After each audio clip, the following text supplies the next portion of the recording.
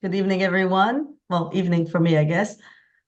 So I will try and make it brief because I guess there's a lot of updates. I don't want to talk about October 7th. I think everybody understands what happened there. Coming from the city of Sderot, really, what's happening right now, we are in transition, and I think the whole region is. It looks very different in Sderot than it is in Sha'ar HaNegev and Eshkol because the way the kibbutzim are and the way the council really is over there. So for us in Sderot, what's happening is it looks like March 3rd, citizens are going to come back officially, and the educational system is going to be opened, which means people that with little kids that would like to come back are able to come back to the city, hopefully be safe, and they will have schools open so they can go back to school. With that being said, some of them are going to opt out and are going to decide to stay in the hotels or wherever they're living right now until the school year is over. They're trying not to shift the kids again to another school and another system until the end of the year. And after that, they're supposed to be coming back home, coming back to Sderot. So that's like the bigger plan. But in order for that to happen, there's a lot of stuff happening right now in the city. And really what we're doing is we're creating the recovery plan. And it means that we're looking at resiliency across the board, okay? So there's a short-term plan and a long-term plan. The short-term plan really is to make sure that anyone that needs psychological treatment or anyone that needs really resilience treatments in the resilience center is going to be able to do so. We have tripled the amount of therapists, almost tripled the amount of therapists that we have. We used to have about 40 to 50 psychotherapists in the Sderot Resilience Center. Now we have 120. And we usually have roughly 2,000 people that are being treated in the Resilience Center per year. Right now, we're predicting 6,000, and that's without people coming back. So we know that we have a lot ahead of us. However, there's going to be another Resilience Center opening up in the city. Right now, it's going to have a temporary place, but we are going to build another Resilience Center. With that being said, the big plan is to have a center, a 5-acre center that will have a riding treatment, horse riding treatment, and it's going to have music therapy and drama therapy and holistic therapies, all of it together. And the idea is to really service the whole area, not just Sderot, because we believe, I mean, between Sha'ar HaNegev and Sderot, we have about 70% of the population, okay, that have been hit by this. So we know that by opening this center, this big center on 5 acres, it's gonna do a lot of good to the area. We are looking at two vectors really, at the individual and family therapy and the community resilience piece, right? So we're gonna be working on two things at the same time. And when I'm talking about community resilience, really, we're talking about turning the playroom, the what do you call it? The mischakia that we have, the one that is bombed, the bomb shelter.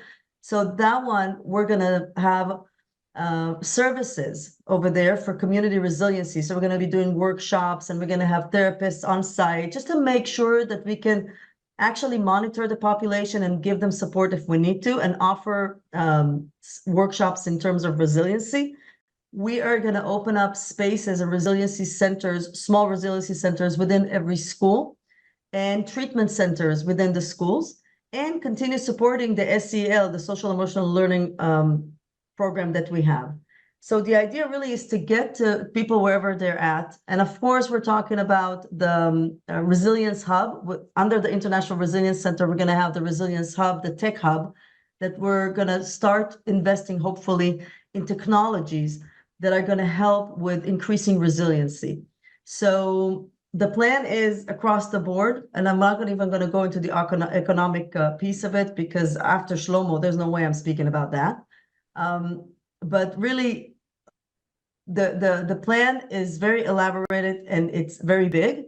And I'm sure you guys know that Tkuma really is working hard on making sure that all these plans are synchronized within the area. So hopefully, and I know Russell is coming in to town next week, right?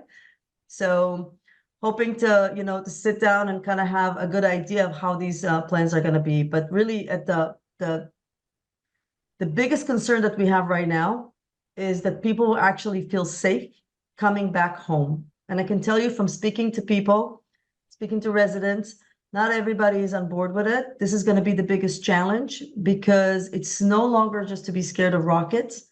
It really is scary. And for a lot of people, it's a trigger to be around the police station or to be around, some of the bus stations where a lot of people were murdered. So that is our biggest challenge. And hopefully by increasing the community resilience piece, we will be able to get to a lot of people and kind of have this togetherness. And I think what's happening in Sderot, and I hope it stays this way, there is a lot of faith in the local administration, in the mayor, so and in the leadership. And when that happens, you have a lot more resiliency within your community. So we're hoping that that continues. I'm praying for the best, really. So, Ayelet, we've been very active in Sderot for decades. We don't plan on stopping. We were there for you before. We were there October 8th, one day after, and we'll be there in the future. A question that came up was, where did the additional 80 therapists come from? How did you recruit them? So what was happening, there was really a big shout out throughout the country at the beginning to say, hey, the region needs therapists, and not just our region, actually. Like, when it comes to the Nova Festival, there's a lot of people also from the center and all over the country, really. But in our region, we had a big shout out, and there were a lot of trainings happening. So a lot of people looking at psychologists that are not trauma informed or don't work with trauma went into these intensive trainings and were able to come on board. So that was the biggest thing that was happening, I think, in the past 4 months. From the get-go, we were doing trainings. The International Center did some. The Ministry of Health was able to do some. The Israeli Trauma Coalition, everybody was on board. And so this is where we were able to recruit more people. And it's going to require a lot of supervision. It's going to require a lot of work to make sure that everybody is able to do this. But I have to say something about this. When it comes to treatment and really the whole recovery of the region, we have to remember that even these therapists are going to need therapists, okay? We're going to have to make sure that the people that are servicing, that the people that are working are taken care of. Otherwise, because of the magnitude of the trauma, we are going to find ourselves in a bigger crisis 6 months from now, because people are going to have secondary trauma and they're not going to be able to service. You see it with first responders, and you see it with Zaka, and you see it with all the nurses and the doctors that have been working with the wounded and the dead in the hospitals. We have to save the savior, right? We have to help the people that are helping right now in order to make sure that they stay intact and are able to be with us for the long run. So that's also something that we're looking at. And just sort of out of curiosity, in the demographics of who you were treating prior to October 7th, those that you're treating after October 7th, has the demographics changed in the number of adults versus children? I don't know. I'm not so sure what the numbers are. I don't think I can give you an accurate number. I can tell you that the one thing that I am seeing that I haven't seen before, and I'm not, I don't have the data to fully support me. We're seeing more men. Okay, and more people that come from the service, again, from services, more first responders and Zaka and whatever. It's okay. I think they finally have a feeling that it's okay to ask for help, because the magnitude of this was just too big. So I think right now we're seeing more men than we usually would. But I do not know the numbers. I can tell you that this is just from what I'm seeing around me, generally. So. And how about those that were called into the reserves that are now back in the community? Are you seeing many of those? So, yes. And again, people that were in the reserves are able to get treatment from the Ministry of Defense. So they have their own therapists that are helping out. And when you have a crisis like this, where you don't have as many therapists as you need, then a lot of the times these people are going to get their support from the Ministry of Defense, therapists from there, and treatment from there.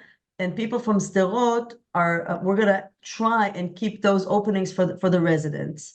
Now, having said that, again, if you're a father and a family, and we're gonna do a family treatment, you're gonna be treated in the resilience center. We're trying not to have double dipping, like double services, because we really don't have that many people right now. And I am sure that we're gonna need more therapists on site, for sure. Well, look, thank you for everything you do. We've been partners with you and your entire organization for a long time, and we look forward to that continued relationship. So thank you for everything you do. Thank you so much, you guys. Really a pleasure to see you.